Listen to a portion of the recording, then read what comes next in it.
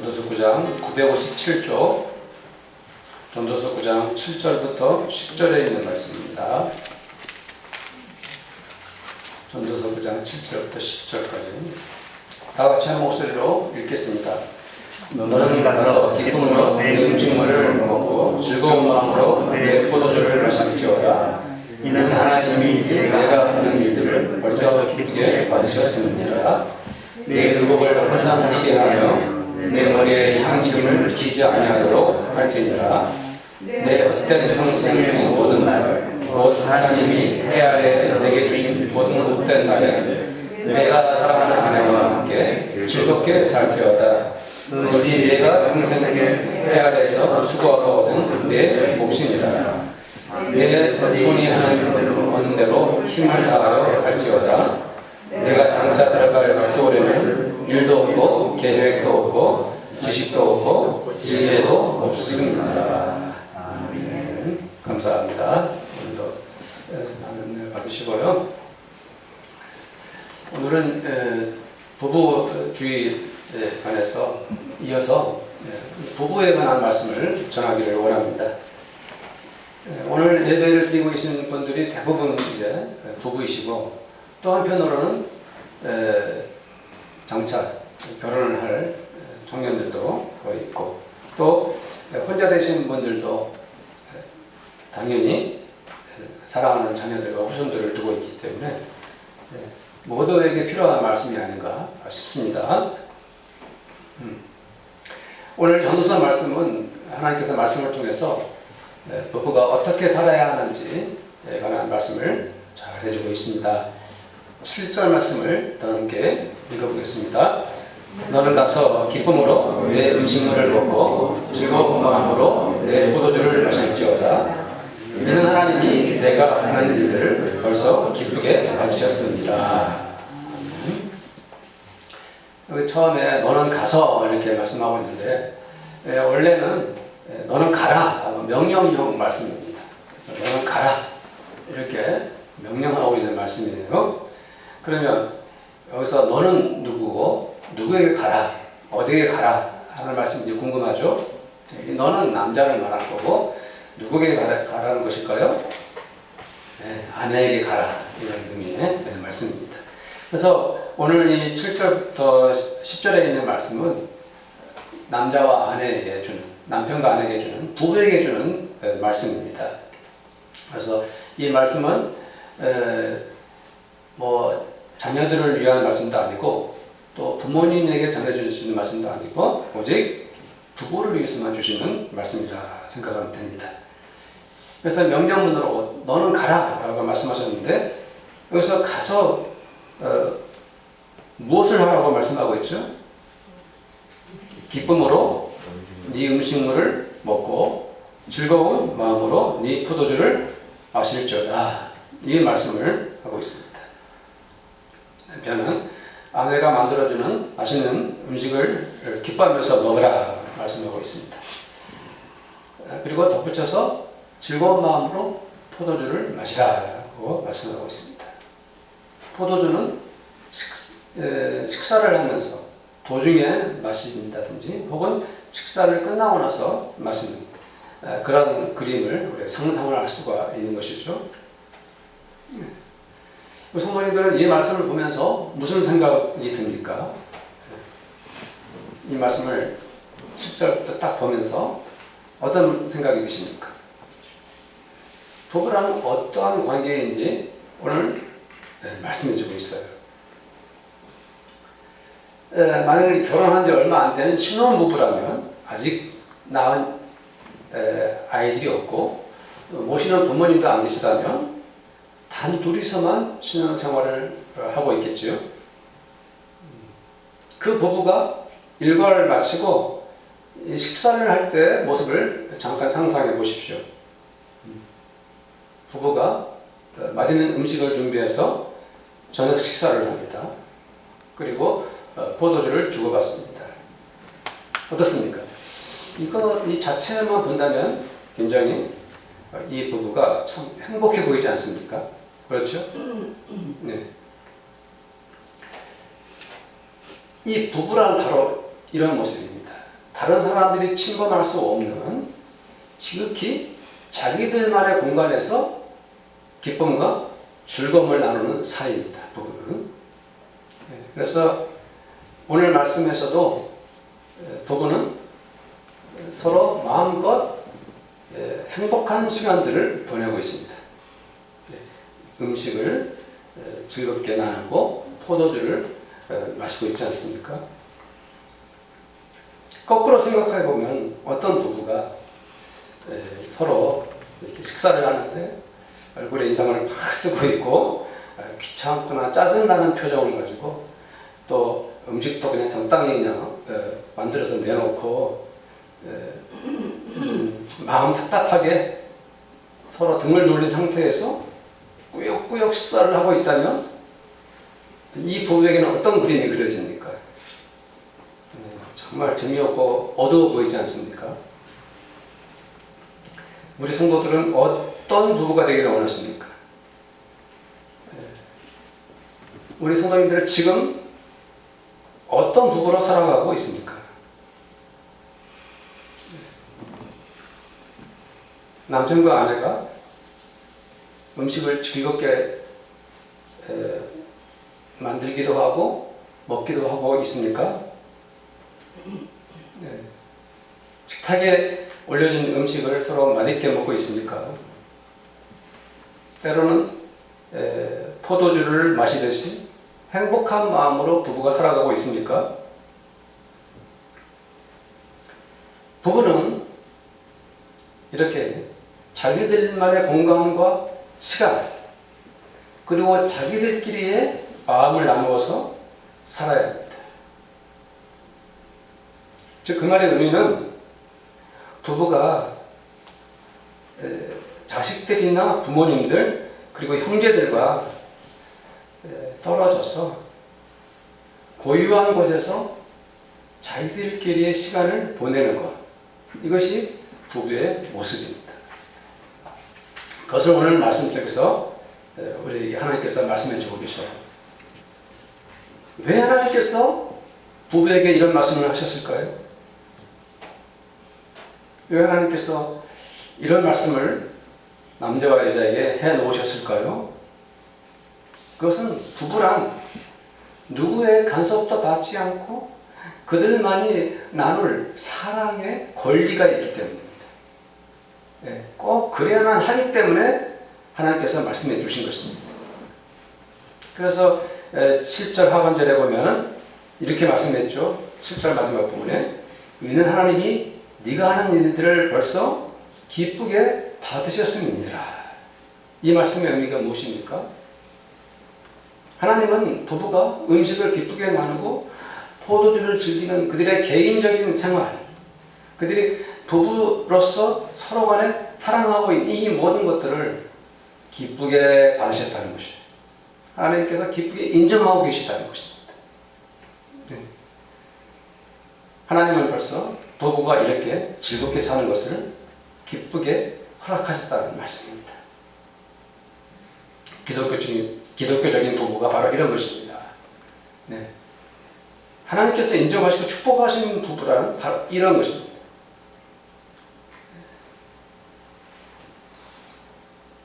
하나님께서 아담과 하와가 부부로 만나서 사랑을 나눌 때에도 말씀했죠. 뭐라고 말씀했습니까? 이러므로 남자가 본문을 떠나 그의 아내와 합하여 둘이 한 몸을 이룰지니라.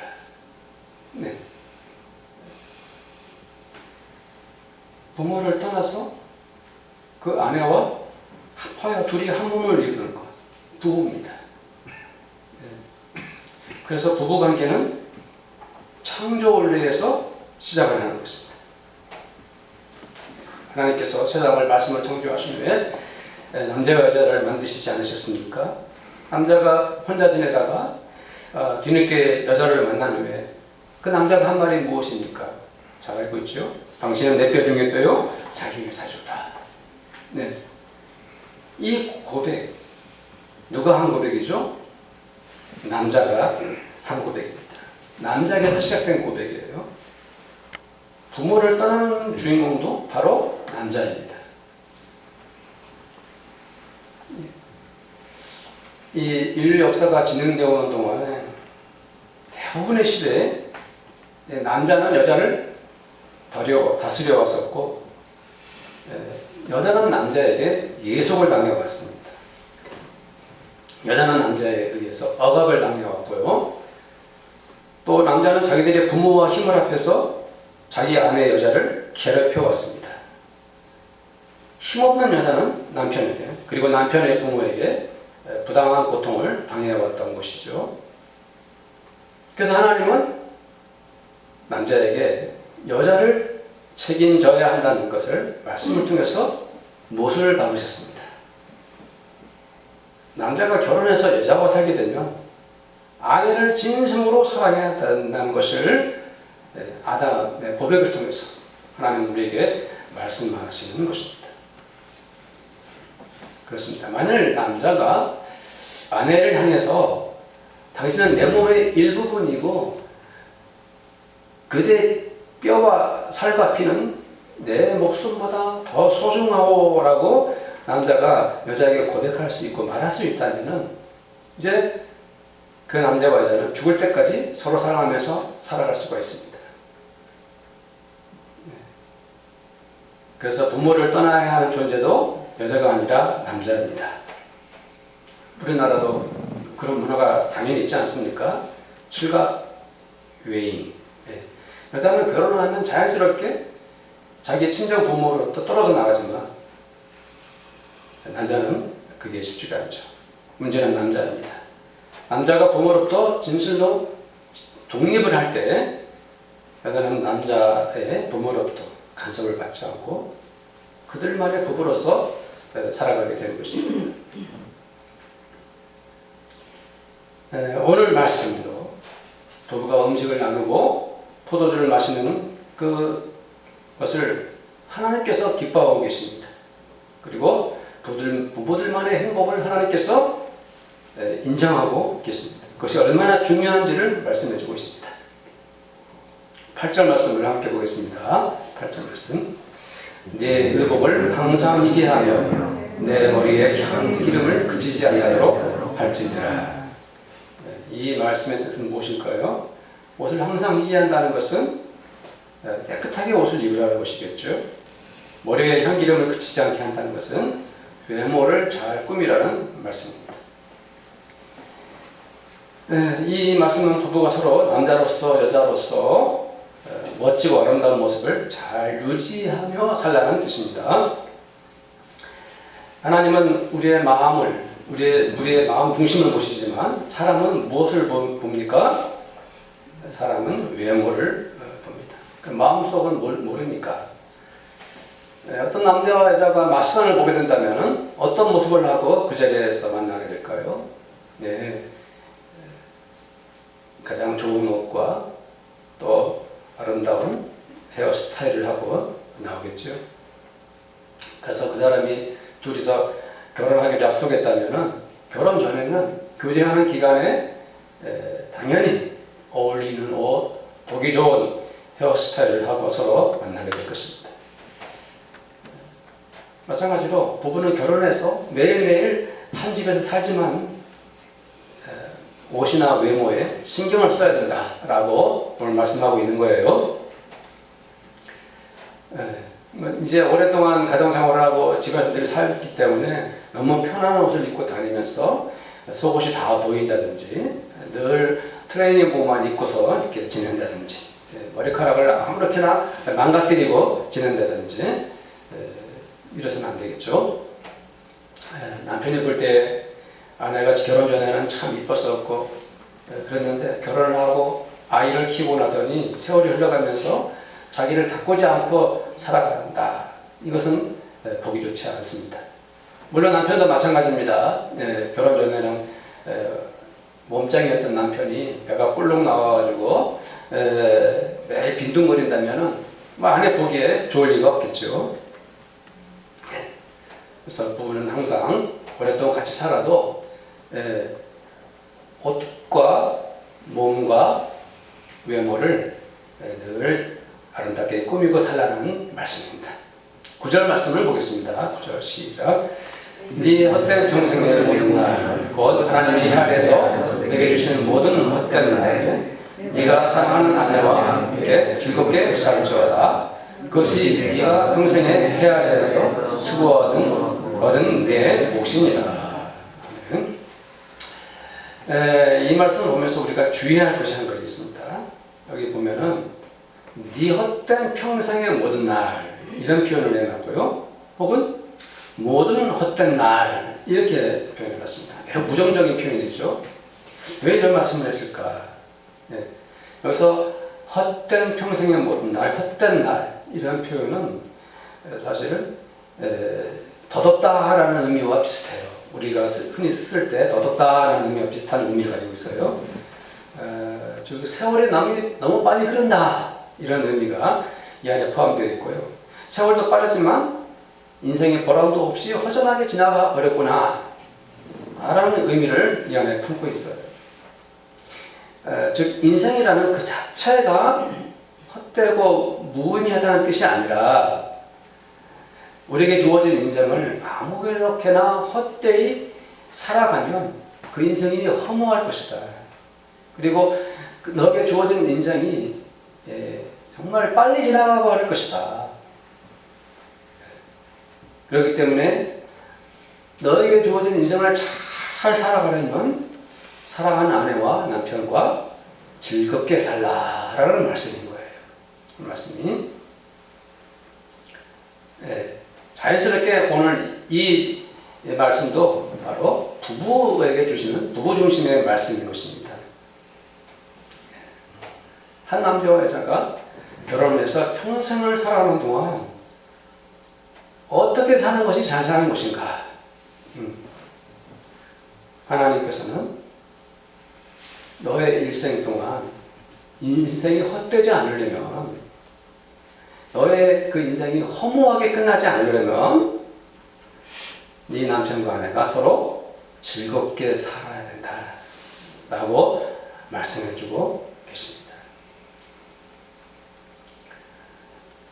인생이란 참 안타깝고 때로는 허무한 것 같아요.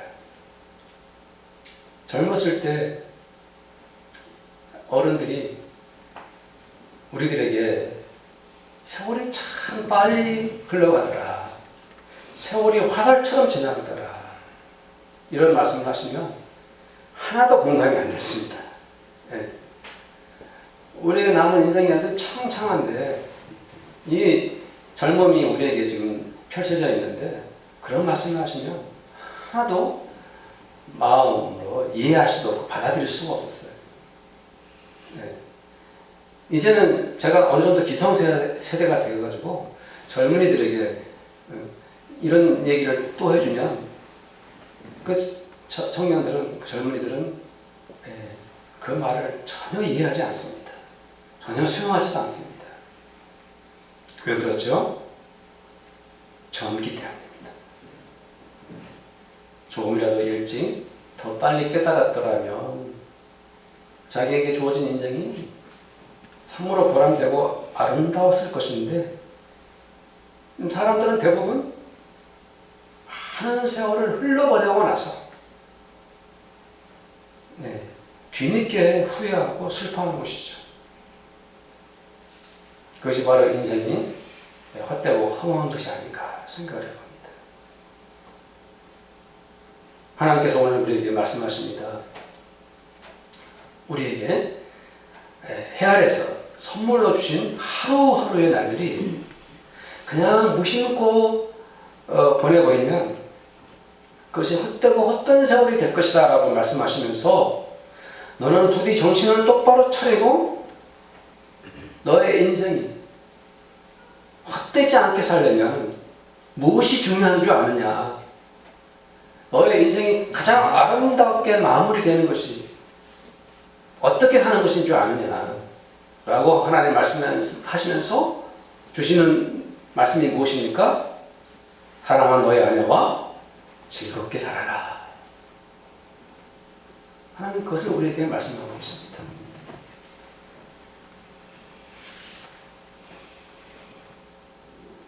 당신은 행복합니까? 라고 누군가가 질문한다면 지금 부부 생활을 잘하고 있습니까? 라고 질문한다면, 결혼을 잘했나요? 라고 묻는다면 우리는 무엇이라고 답을 할 수 있겠습니까? 네. 부정적인 표현으로는 집안에서 새는 바가지는 바깥에서 샌다는 말이 있지 않습니까? 부부도 마찬가지인 것 같아요. 부부가 가정에서 행복하면 당연히 바깥에서도 그것이 아주 행복한 모습으로 드러나게 돼 있고요. 부부가 가정에서 행복하지 않으면, 서로 사랑하지 않으면 그 어두운 영향이 바깥 삶에도 그대로 미치게 되어 있습니다. 부부는 마치 토마토와 같아야 됩니다. 다른 과일들은 겉과 속이 달라요. 그래서 이 속을 파봐야 잘 익었는지 확인할 수가 있는데, 토마토는 그렇지 않아요. 토마토는 겉에도 빨갛고 속도 붉지 않습니까? 붉어요. 그래서 토마토는 겉과 속이 같습니다. 부부도 집안에서도 행복하고 서로 사랑하고 즐거워할 뿐 아니라 집 밖에서도 서로 기뻐해야 합니다. 부부는 함께 잘 살고 행복해야 합니다. 남의 눈치를 보지 마십시오. 겉으로 행복한 척 하려고 애쓰지 마십시오. 그냥 정직하고 건강하게 우리 부부가 즐겁고 잘 사는 것, 이것이 중요한 것입니다. 예를 들어서 우리 집은 목사 가정이니까 교회 갈 때마다 행복하게 얼굴 표정을 해야 돼. 교회에서 사람들을 만날 때마다 눈웃음을 잃어서는 안 돼. 늘 밝게 표정을 지으려. 당신도 그렇고 너희들도 그렇고 나도 그렇고. 그런데 집에 돌아가면은 서로 다투고 미워한다면 그 목사의 가정이 더욱더 불행해 보이지 않습니까? 예를 든 겁니다.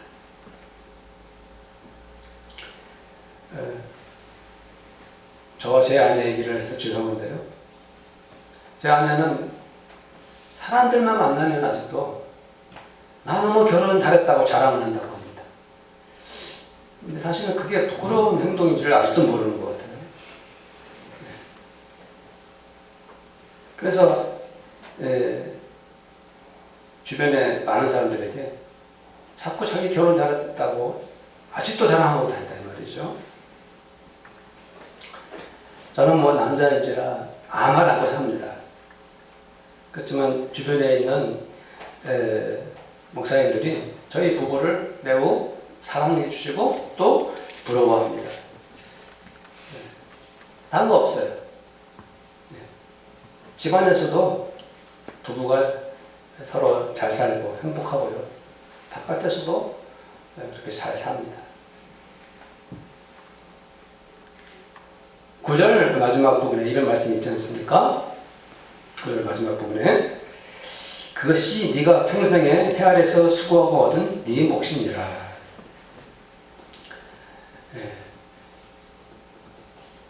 여자에게도 여자의 일생이 있지만 남자에게도 남자의 일생이 있습니다. 남자들은 해 아래서 수고하고 열심히 일을 해야 할 숙명을 타고났습니다. 남자들은 자녀들을 키워야 하고 아내를 책임져야 합니다. 그리고 먹고 살아야 하기 때문에 평생토록 수고하지 않으면 안 됩니다. 그 남자들은 무엇으로 위로를 받을 수 있을까요? 남자들은 어떻게 사는 것이 평생 수고하고 고생하는 것이 헛되지 않게 될까요? 하나님 말씀하십니다. 남자로서 네가 평생 살아오면서 그 해 아래서 네가 수고하고 고생했는데 그 마지막 열매가 무엇이냐? 아내와 행복하게 사는 것이다 라고 말씀하고 계십니다. 어떤 가난한 학생이 아르바이트를 합니다. 시급 9,000원씩 받고 열심히 일을 합니다. 그 주인이 말합니다. 너에게 주급으로 주겠다. 그래서 일주일이 지났습니다. 하루에 8시간씩 56,000원, 주급은 392,2,000원입니다. 주인이 말합니다. 얘가 수고 많았다. 자, 392,2,000원이다. 라고 줍니다.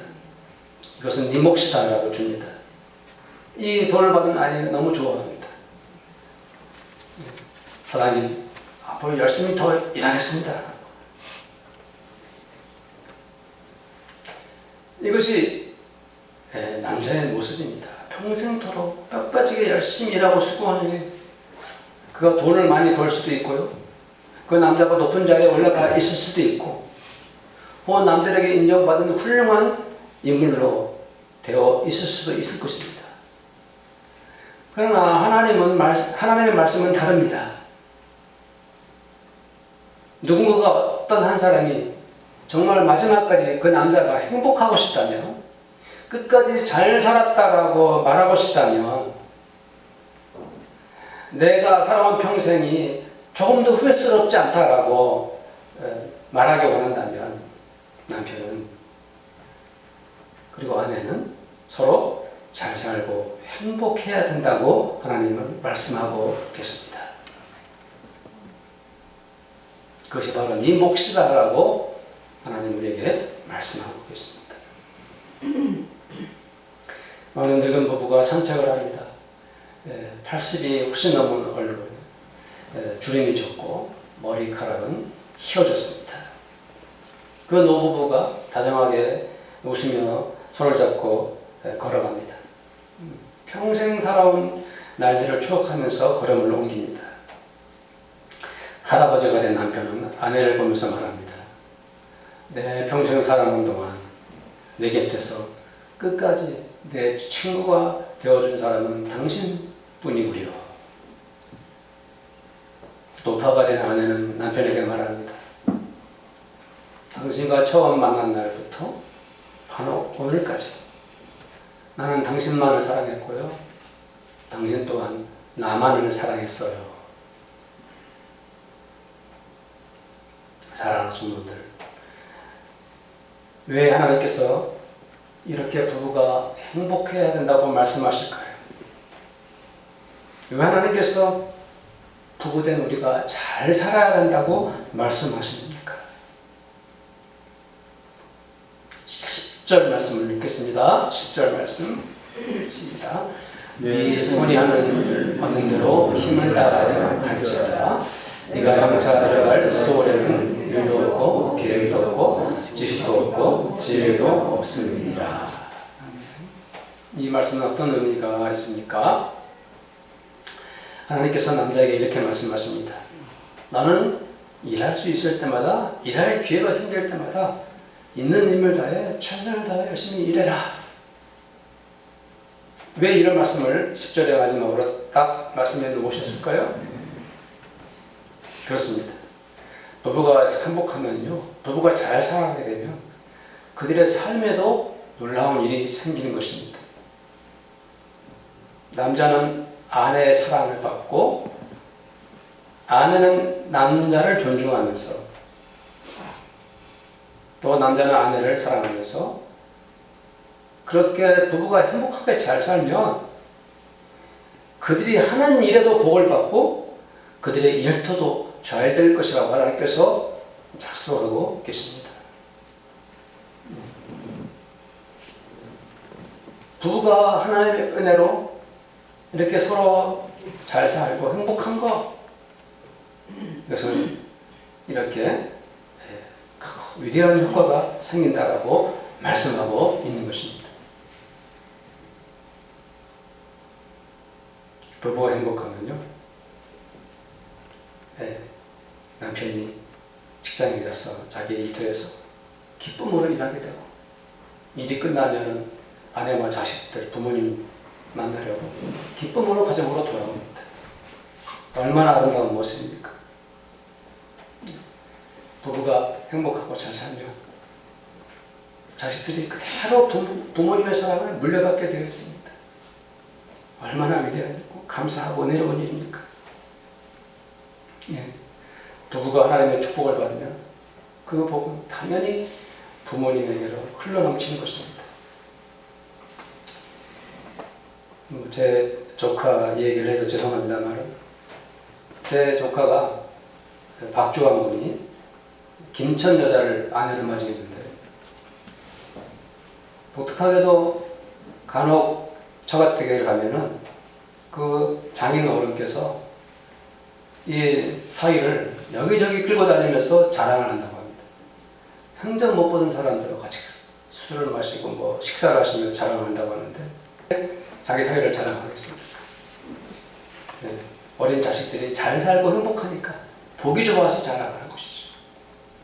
저는 우리 교회 성도님들이, 또 우리 여기 계신 모든 부부 되시는 성도님들이 정말 잘 살고 행복해지기를 간절히 소원합니다. 저는 아직 결혼하지 않는 청년들도 나중에 이 결혼에 대한, 부부에 대한 비전과 믿음을 가지고 나는 앞으로 이러한 결혼 생활을 하겠습니다 하는 믿음과 비전을 가지시기를 축복합니다. 네, 홀로 되신 성도님들도 자기들의 자녀들과 후손들이 정말 사랑스러운 부부로서 살아가는 것에 대한 간절한 기도가 있으시고, 또 그 자녀 후손들에게 가르칠 수 있는 은혜가 있기를 축복합니다. 우리 함께 기도하겠습니다. 오늘 하나님의 말씀처럼 잘 살고 행복한 부부가 되기를 원합니다 라고 함께 기도하겠습니다. 하나님 아버지 감사합니다. 오늘 말씀을 통해서 너는 가서 아내와 기쁨으로 음식을 먹고 즐거운 마음으로 포도주를 마시라고 말씀하여 주셨습니다. 하나님께서 이것을 기뻐하신다고 약속해 주셨습니다. 의복을 항상 깨끗하게 하며 머리에 향기름을 바르면서 서로의 그 사랑을 가꾸어 만들어가는 우리 성도님들 부부가 되기를 원합니다. 하나님 아버지, 인생이 마치고 나서 헛되고 헛될 것 같았던 이 인생 마지막 순간에 당신이 있어서, 당신 때문에 우리가 서로 사랑해서 이렇게 하나님께 감사하고 우리가 이렇게 사랑하고 있음을 감사합니다라고 고백할 수 있는 우리 모든 성도님들이 되기를 원합니다. 부부가 진정 하나님의 은혜를 입고 하나님의 사랑을 받아서 행복하고 잘 살 때 그 사랑의 복이 자녀에게, 또 사랑하는 부모님들과 형제들에게 흘러넘치는 은혜를 더하여 주시옵소서. 우리 성도님들 이렇게 부부가 행복하고 서로 잘 살 때 그들이 하는 일들과 그들이 이럴 때에도 하나님께서 큰 복으로 채워 주시옵소서. 감사하며 우리 주 예수님의 이름으로 기도드립니다. 우리 주님 예수 그리스도의 은혜와 하나님 아버지의 사랑하심과 성령님의 교제하심이 이 자리에 함께한 우리 모든 성도들과 우리 성도들의 가정마다 그들이 믿음으로 열심히 일하는 일터와 그리고 우리 교회 위에 지금부터 영원토록 함께 있을지어다. 아멘.